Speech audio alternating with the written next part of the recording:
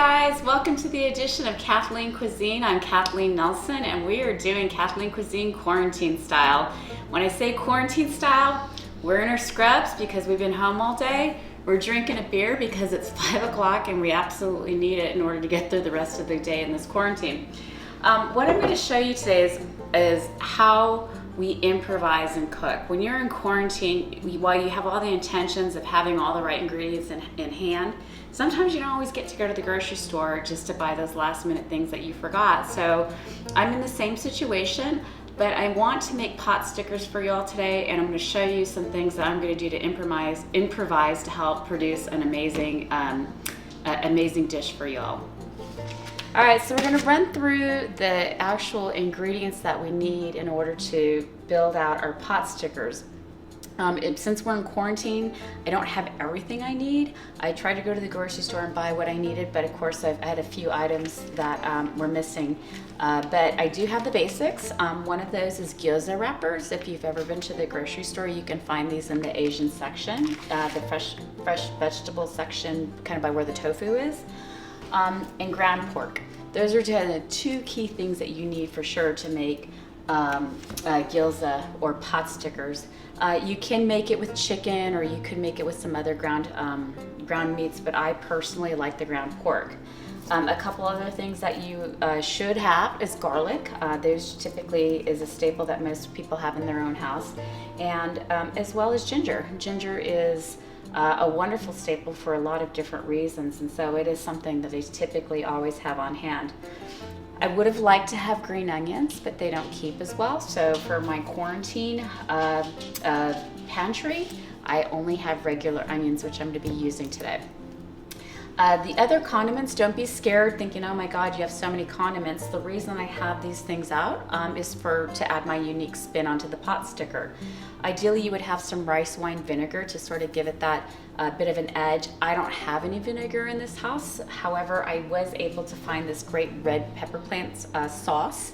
And when you go in and you smell it, you can actually smell the vinegar in it. So I'm actually going to use that to replace something I don't have today. I use crushed chili peppers in just about everything. I just love them. I'm not sure how much I'll use them in this particular recipe, but they're there just in case. A staple that you must have for this recipe, though, is you should have some soy sauce. Sesame seeds is just an additional feature to what it is that you're going to be cooking, and then some oil. So you'll need oil for actually cooking your pot stickers. So that's what we're going to work with today. Our next step is to start chopping and dicing and putting these ingredients together.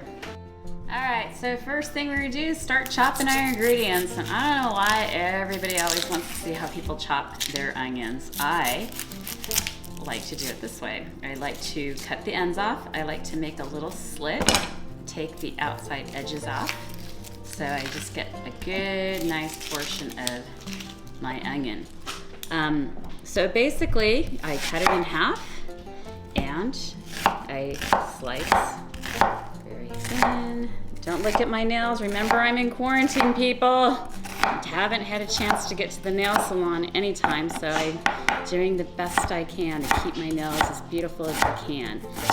However, if you're just looking at my technique, this technique seems to work pretty good, and it goes pretty fast. I am only going to use a half an onion for this, and what I am going to do is I'm going to chop it up super, super fine so that make sure that it's not the most overwhelming thing in our pot stickers.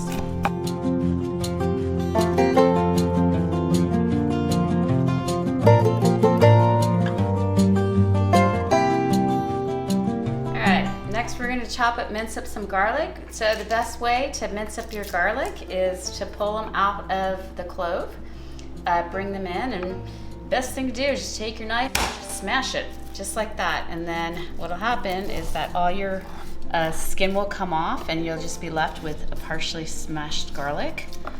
And I'll do this one here.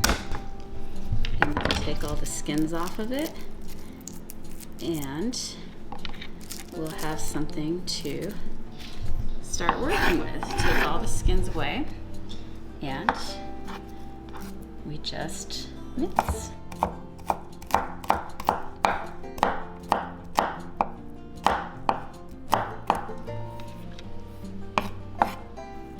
Okay, the last thing that I'm going to do is I'm going to grate the garlic.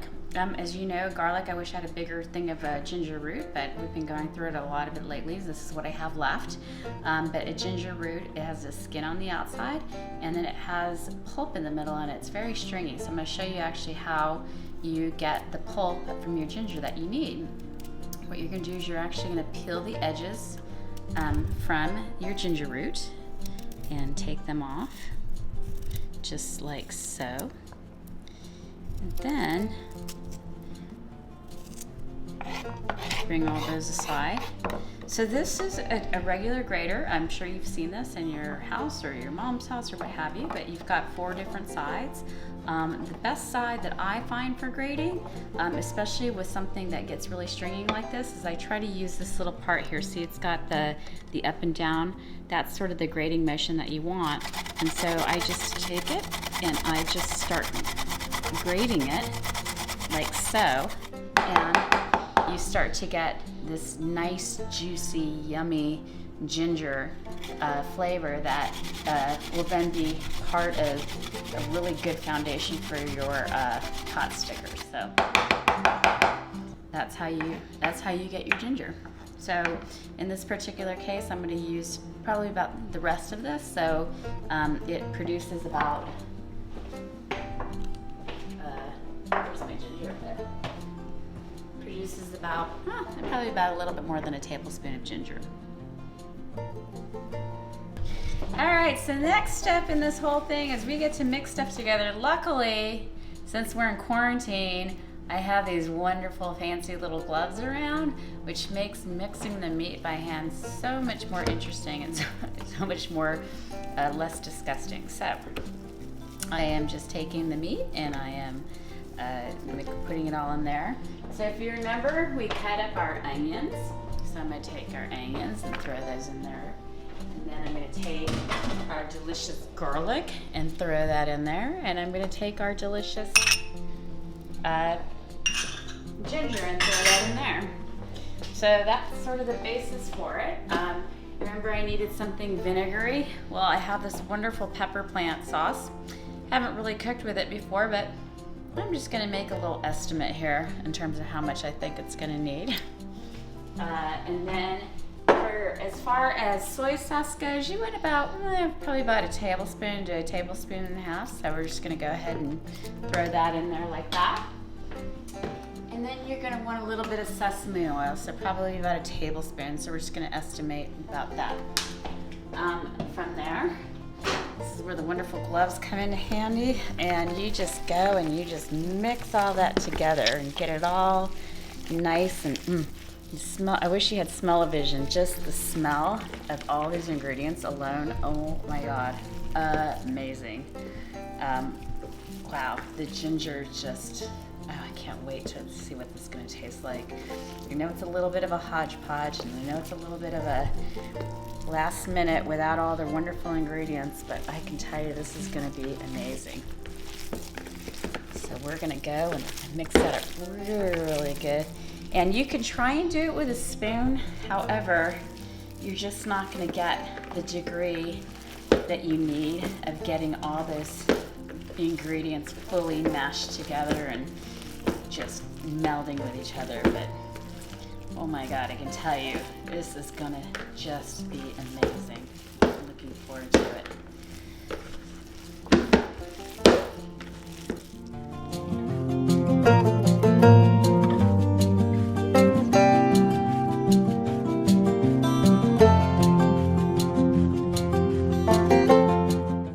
So no judging, but by this part of the recipe making, because we're in quarantine, we're on our second beer. So there's no judging because we are in quarantine and that's how we roll.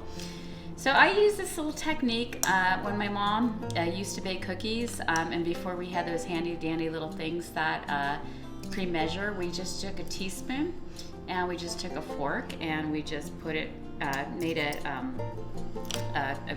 a measurement in terms of how much we would actually put on cookies. And so we're actually going to use the same methodology for these pot stickers.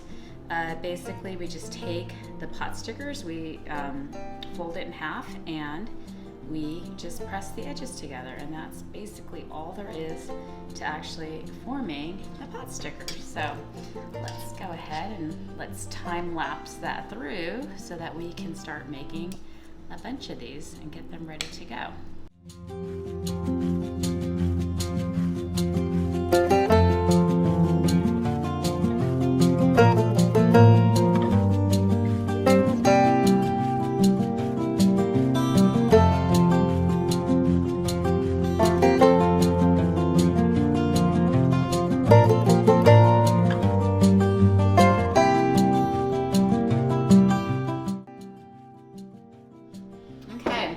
So now we're in this the phase where we're going to start to cook after we've assembled and we did all the assembly work. Here's the thing that's really important about oil. When you use oil, it's really important to not heat the oil up all by itself. It's really important first to heat the pan up first, then pour the oil in, because then you can actually control and maintain more control of the oil, the temperature in the oil that you use. So what I'm doing right now is I actually have a electric range that I'm using in this particular instance, and it does take a few minutes to heat up, but I'm using a nice thick Teflon pan that I can then go ahead and put some oil in once this pan heats up. So we're waiting for the pan to heat up. Once it's heated up, then we're going to take a little bit of that oil, we're going to put it in, and you'll see why that's important in order to maintain how you actually fry things up. And this goes for anything that you fry. Anything you fry, do not put your oil into a cold pan and then heat it up. You will change the flavor of your oil. It is better to heat the pan up first and then pour the oil in that you need, and it heats up like that in most conditions. So you want to be very mindful of that. You're going to want to be ready to start cooking once that oil is ready to go. Okay, so now that we've got the pan kind of heated where we need it to be, we are going to actually put the oil in the pan. And then what we're going to do is we're going to do this in batches, because if you do everything at one time in the fryer, it doesn't really work out so well. So we're going to put just a very thin coating of oil on the bottom. We're going to bring these gilzas or these pot stickers in small batches. Once they start to get a little bit crisped up, what we're going to do is we're going to take a little bit of water right before they're ready to go, and we're going to cover it because we want to be able to steam it the rest of the way. So a lot of the Asian cooking, it's about texture, and so there's the crispy with the chewy with the flavorful. So it's really important that we get the oil warmed up. We bring these in, get them a little bit crispy, just a little bit, and then we put enough water in them for them to steam up. So that's what we're gonna do. It's not much oil, it's just a very thin layer. It's just a couple teaspoons. I'm gonna go ahead and estimate that. Because I've got a bit of a bigger pan, it's a little bit more oil, and I'm going to actually bring it around and make sure that I've got a good coating on the bottom so I don't have any pot stickers that actually stick to it. So if you take a look here, you'll actually see that I've got a fully oiled pan here and ready to go. So like I said, we're going to do these in batches, and we're just going to get them to a point where they just start to brown on both sides, and then we're going to finalize them with steam. Okay, now we start to see that they start to browning on the other side, and so we're going to turn these over and start to brown the other side.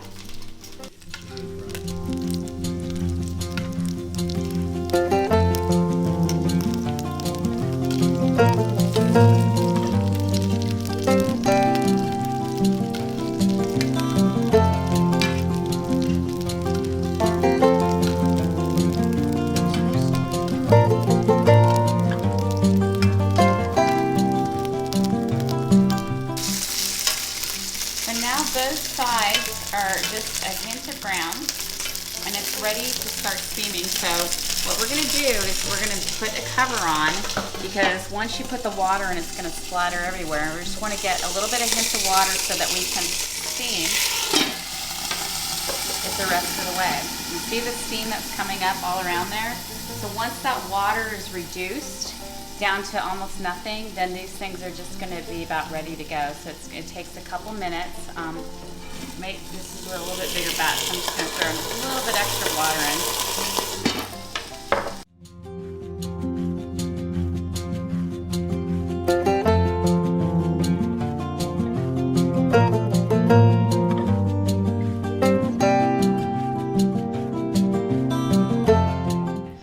So some final parting thoughts before we dig into this amazing, delicious meal, which I'm so excited about. Impromptu, improvised recipe. Being in quarantine has taught me a lot. Sometimes you don't have everything that you want or need while you're in quarantine. And that's why we have Modelo beer with this delicious Asian dish. Second thing that my takeaway from quarantine is that you can improvise and you can have a lot of fun. And finally, it's such a great time to be with your family and your close people that are, I call in your germ pool. So enjoy that time with them. Find things to do that you wouldn't normally do. And if it's cooking, if it's having a beer, if it's doing a puzzle, enjoy it. It can be a wonderful time that's unique to our lifetime that we may never see again. So I'm Kathleen Nelson. This has been Kathleen Cuisine, Quarantine Style. I hope you'll join me again.